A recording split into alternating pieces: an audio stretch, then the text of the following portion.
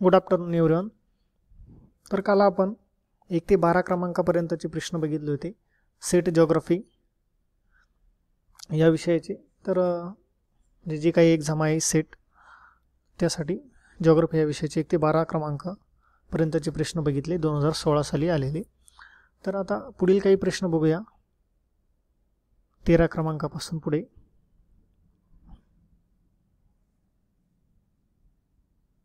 तर त्यासाठी आपला जो पहिला प्रश्न आहे, Tamil Nadu receive much of its rainfall through the. तामिळनाडूत बराचसा पर्जन्य डॅश डॅशमुळे पडतो. कोणत्या मान्सूनमुळे तामिळनाडूमध्ये बराचसा पर्जन्य पडतो? बराचसा म्हणजे हे बघा, ते बराचसा म्हटले म्हणजे जास्त पाऊस कोणत्या मान्सूनमुळे पडतो? ऑप्शन आहे बघा, नैऋत्य मान्सून,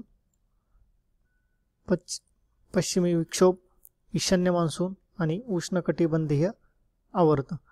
तर याचं जे बरोबर उत्तर आहे ते आहे क्रमांक सी, ईशान्य मान्सून.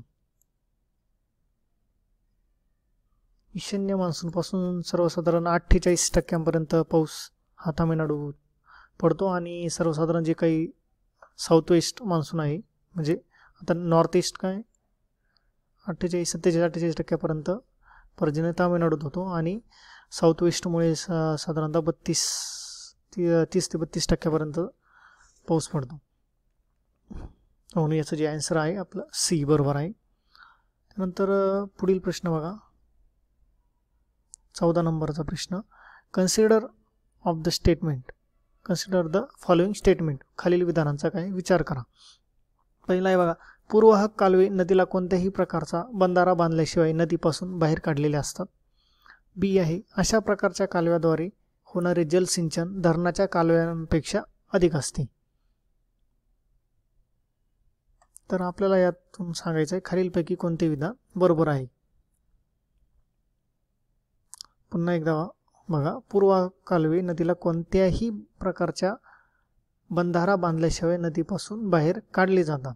अशा प्रकारच्या कालव्याद्वारे होणारे जलसिंचन धरणाच्या कालव्यापेक्षा अधिक असते. तर या ए आणि बी पैकी जे काही बरोबरचं विधान आहे ते कोणतं आहे? तर त्यामध्ये बघा, हे देखील विधान आपल्याला काय बरोबर आहे आणि बी देखील विधान काय आहे बरोबर आहे. मग आता दोन्ही जर विधान बरोबर आहे तर ऑप्शनमध्ये बघा सी क्रमांकाचं ऑप्शन दिलंय, ए व बी दोन्हीही बरोबर आहे. पुढील प्रश्न, sequentially in terms of cotton cultivation top 3 state are. कापूस लागवडी संदर्भात 3 अग्रणी राज्यांचा अनुक्रम असा आहे. अग्रणी राज्यांचा म्हणजे जे काही टॉपचे जे आहे ते आपल्याला सांगायचे आहे. बघा, यात महाराष्ट्र आणि गुजरात दोन्हीपैकी फिक्स ते असणारच आहे, पण आपल्याला काय करायचं आहे त्याचा टॉप 3 क्रम सांगायचा आहे. तर बघा, जो काही टॉप 3 क्रम आहे, ऑप्शन बघा, गुजरात, महाराष्ट्र, आंध्र प्रदेश. बी आहे आंध्र प्रदेश, गुजरात, महाराष्ट्र. सी आहे महाराष्ट्र, आंध्र प्रदेश, गुजरात. आणि डी आहे महाराष्ट्र, गुजरात, आंध्र प्रदेश. आता बघा, डी क्रमांकाचं जे ऑप्शन आहे ते बरोबर आहे. महाराष्ट्र नंतर येते गुजरात आणि गुजरात नंतर येते आंध्र प्रदेश. महाराष्ट्र, गुजरात आणि आंध्र प्रदेश.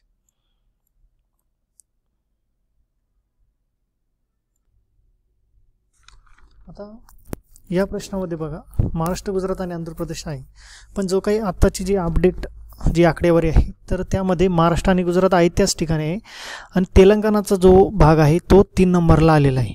जे काही विभाजन झालेलं आहे ना त्यामुळे तर तेलंगणा. तर या ठिकाणी ऑप्शनमध्ये जर तेलंगणा जर असेल तर आपल्याला आंध्र प्रदेशच्या जागेवरती तेलंगणा हे ऑप्शन निवडायचं आहे. आणि त्यानंतर जर वर्ल्डमध्ये जर बघितलं आपण तर वर्ल्डमध्ये देखील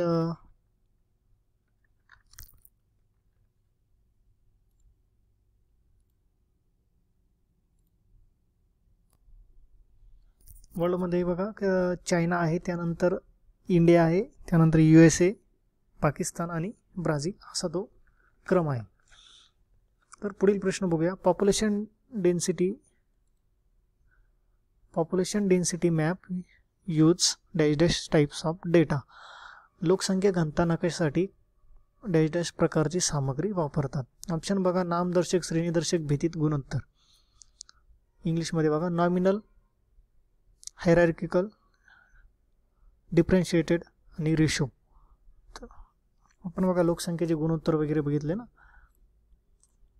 सोपा प्रश्न आहे. त्याचं जे आन्सर आहे डी, क्रमांक डी, रेशो. मराठीमध्ये काय होईल? गुणोत्तर. 17 क्रमांकाचा बघा,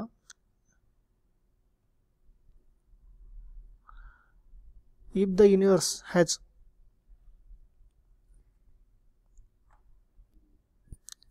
universe has heterogeneous composition, a dash dash sampling is preferred.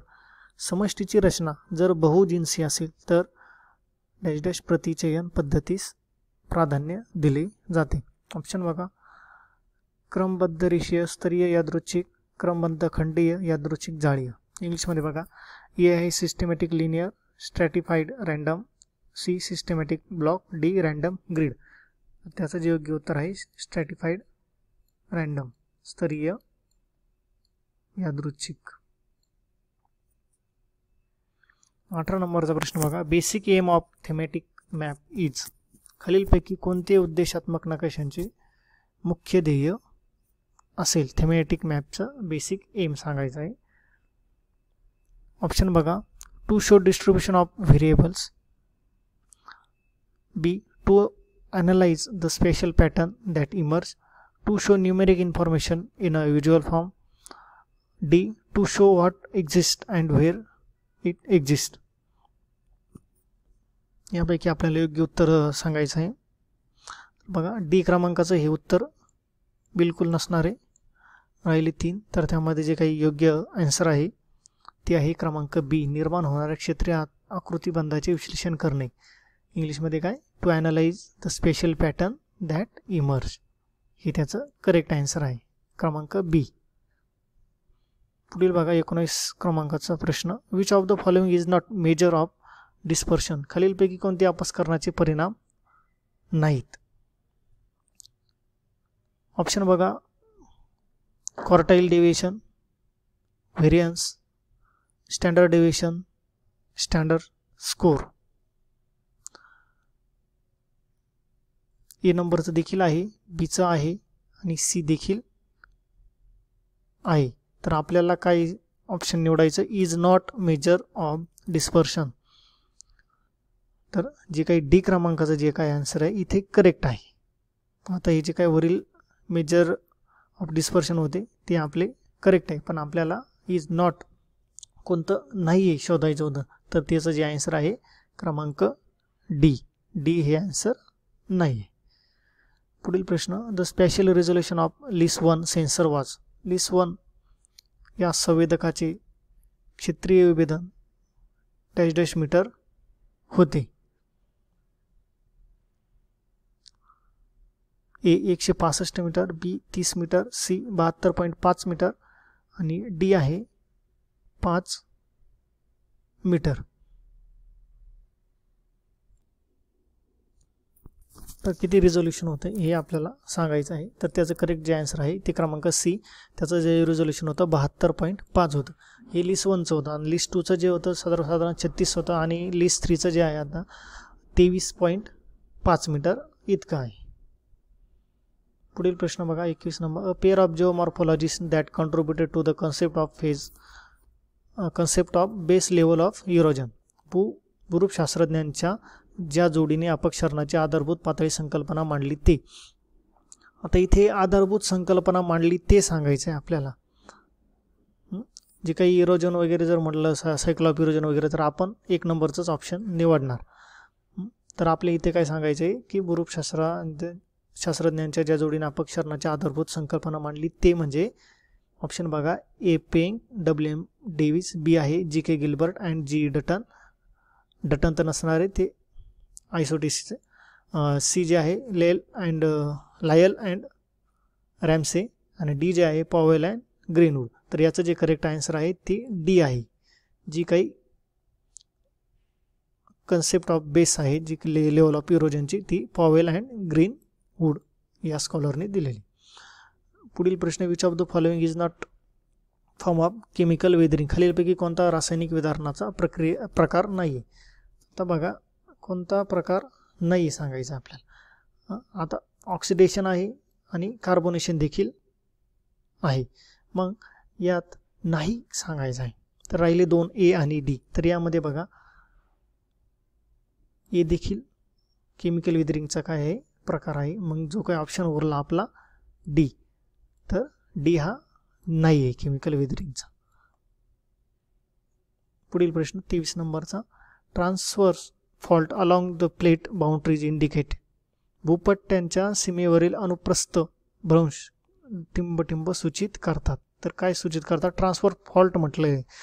तर यामध्ये बघा subsidence of both the plate, subsident of the higher plate, C आहे ॲब्सेन्स ऑफ व्हर्टिकल डिस्प्लेसमेंट आणि डी आहे uplift of both the plate along plate boundary.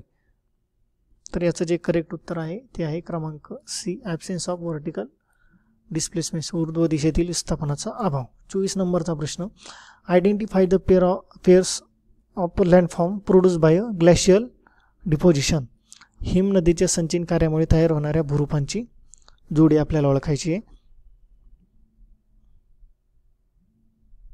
Option A आहे सर्क and aretes, B आहे Matterhorn and rock mountain, C आहे eskers and kames, D आहे sawtooth ridge and tarn. तर त्याचं जे correct answer आहे सी, करवत सी, एस्कर अँड केम्स.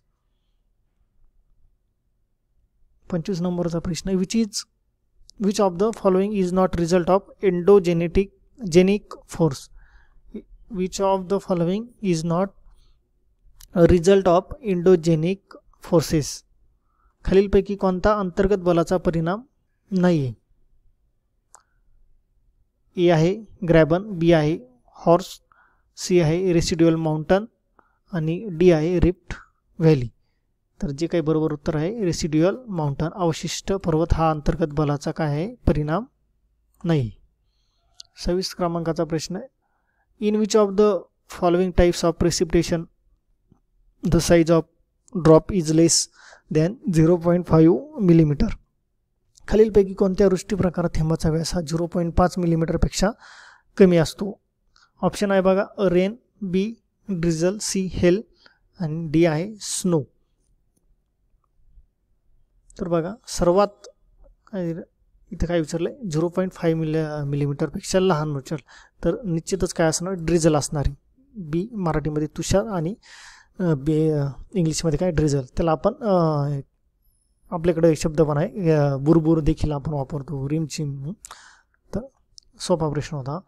दुसरा आहे mid latitudinal cyclone develop in conjunction with the, मराठीमध्ये बघा मध्य अक्षवृत्तीय आवर्ताचा विकास डॅश डॅशशी जोडलेला आहे. Polar front, B maritime front, C tropical front आणि डी आहे इक्वेटोरियल फ्रंट. तर त्याचं जे करेक्ट जे आन्सर आहे 27 क्रमांकाचं ए आन्सर आहे पोलर फ्रंट, ध्रुवीय आघाडी. 28 क्रमांकाचा, climate where evaporation exceed precipitation and there is a constant water deficiency is designated by Koppen as a dash dash types of climate, असे हवामान की जेथे बाष्पीभवन वृष्टीपेक्षा जास्त असते आणि सतत पाण्याची कमतरता जाणवते त्यास कोपेनने डॅश डॅश प्रकारचे हवामान असे निर्धारित केलेले आहे. तर ते जे ऑप्शन बघा ए सी, बी ए, सी बी, डी डी. तर त्याचं जे करेक्ट जे ऑप्शन आहे 28 क्रमांकाचं सी, म्हणजे बी जो टाईप आहे तो. त्यानंतर पुढील बघा 29 क्रमांकाचा प्रश्न, the rate at which temperature of rising and expanding air parcel decrease is called the, वर जाणाऱ्या आणि प्रसरण पावणाऱ्या वायुपुंजचे तापमान ज्या दराने कमी होते त्यास काय म्हणतात, आंतरिक एडियाबॅटिक लोब दर म्हणतात, एडियाबॅटिक लॅब्स दर देखील असं म्हणतात. तर ठीक आहे, पुढील प्रश्न आपण पुढील लेक्चरमध्ये बघूया. क्रमांक 30 पासूनचे पुढील प्रश्न जिओग्राफी पेपर क्रमांक 2चे. धन्यवाद.